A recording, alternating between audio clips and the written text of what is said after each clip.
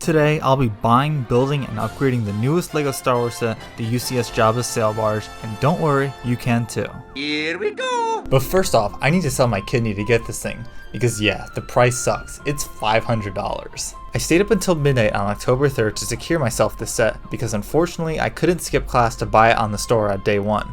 And yeah, thankfully the site didn't crash and we secured our order. And now, we wait. Finally, the package arrived, and it's much bigger than I expected. The Jabba Sail Barge has a pretty cool box art, but I think I would have preferred a Tatooine scene in the background. As a bonus, I also managed to get a LEGO Fortnite Brickheads, a Halloween promo, and Luke's lightsaber, which is super cool and can help offset the $500 price tag since this thing goes for almost $200 now. As I unboxed the set, I noticed that this is the first set I've personally built with paper bags, which is pretty neat. This will also be the biggest set I've ever built, surpassing the 10188 Death Star playset from 2008 by a little more than 100 pieces, so let's start building it. Here is the completed sail barge, and it took me a whopping 10 hours to build this over the course of 7 days. The set also has 11 minifigures, being C-3PO, R2-D2, Max Rebo, Bib Fortuna, Woof, Kithaba, a Gamorrean guard, Vism, Salacious B. Crumb, Slave Leia, and our big boy himself, the almighty Jabba. However, this selection leaves a lot to be desired for a $500 set, and some of these figures could use some upgrades. I'm looking right here at you guys. C-3PO is the first character on the list that needs fixing because he did not come with the dual molded and side printed legs, which is very disappointing. To upgrade him, all I did was buy the legs from the UCS Luke's Landspeeder C-3PO because this is the best C-3PO that LEGO makes, and I'm not sure why it wasn't included in this $500 Ultimate Collector's set. The next minifigure on this list is Bib Fortuna, and this figure also suffers from the reuse of the Book of Boba Fett Bib Fortuna head mold. Clearly, Bib Fortuna is nowhere near as fat in Return of the Jedi as he is in Book of Boba Fett, so in order to upgrade this figure, I bought the head mold from the 2012 Bib Fortuna and replaced it.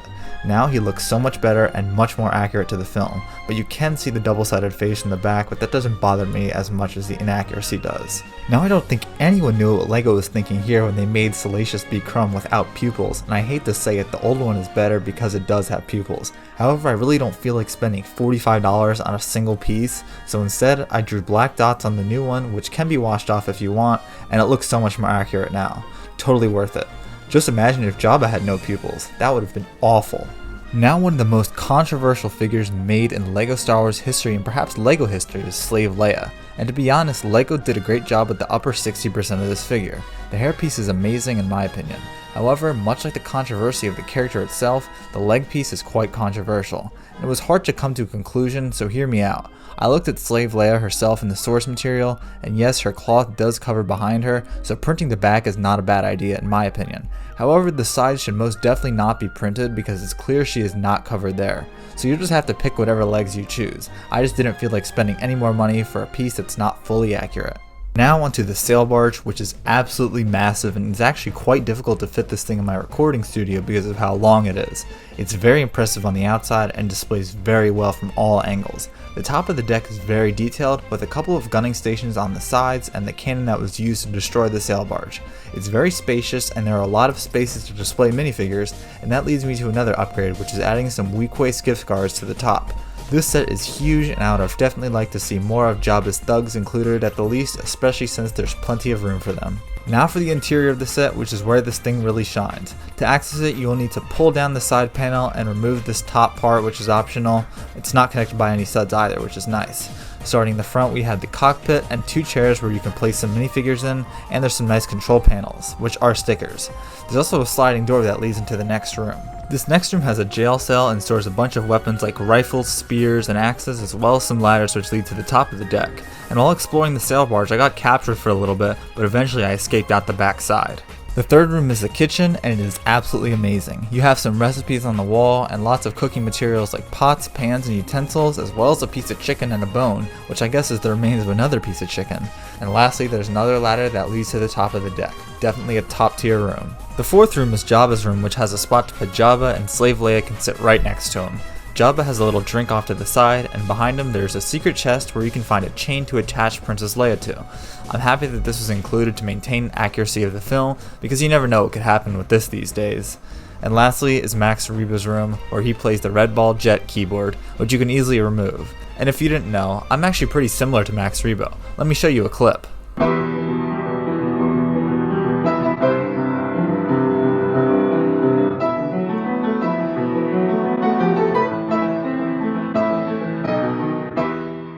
Well, after looking at the sail barge, I don't think we actually need to upgrade the build itself because of how amazing it already is. It's definitely my favorite set I've built on this channel so far.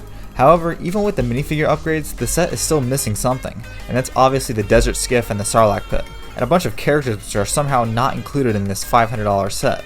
Honestly, the gift with purchase should have been a desert skiff bonus because although the lightsaber is cool, personally it's not something I'm entirely interested in aside from the collectability of it. So the desert skiff has finally arrived in the mail, and unfortunately the box got mangled up top. And this set should not have been $80, but unfortunately that's the price of LEGO these days. Inside you will find 6 bags for this set, which just took me around an hour to build. There are 6 minifigures included, them being Chewbacca, Han Solo, Boba Fett, Lando Calrissian, Luke Skywalker, and Yen Num, the 25th anniversary minifigure. All of these minifigures are looking pretty solid, aside from this guy, which I will get to in just a second. Overall, the Desert Skiff is a pretty good set aside from the price, and it has some cool features like the plank where you can send Luke Skywalker into the mighty Sarlacc, which is actually really good compared to the Sarlacc pits of the past. It's much bigger and much more detailed, and it looks like a pit when you take a bird's eye view of it. And it can move around its tentacles, which is a nice little feature there. Or perhaps the better use of the Sarlacc pit would to have it eat this Boba Fett minifigure, because this is not a Return of the Jedi Boba Fett. He has his Empire Strikes Back armor and doesn't have his cloth, as you can see here in the picture.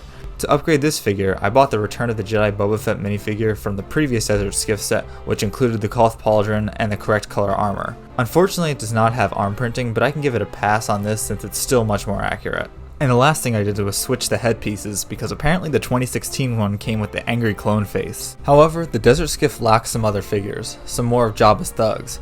Boba Fett is the only Empire figure included with the set, so I went out and bought 3 more thugs, 2 of this guy and 1 of this guy, which you probably saw earlier. And you can also add them to the sail barge too, since we only got 3 of Jabba's thugs with this set. But before we take a look at the final product, I do want to mention that you can buy a second Desert Skiff to make it fully movie accurate, but I don't think it's absolutely necessary because the second Skiff should have included more of Jabba's thugs, and it will cost you even more money to buy these minifigures online.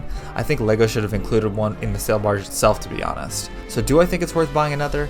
Not entirely, but if you want a perfect movie accurate scene, it's always an option. So now that we have upgraded just about everything that's needed, let's take a look at the final product, which I think should have been the ideal UCS Jabba sail barge.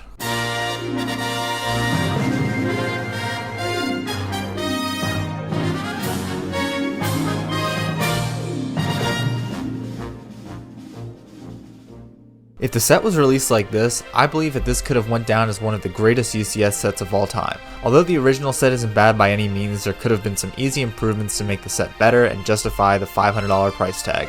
I'm a sucker for large UCS sets with a lot of figures, so it's a shame that this is not as good as it should have been. Thanks for watching, and I'll see you guys in the next one.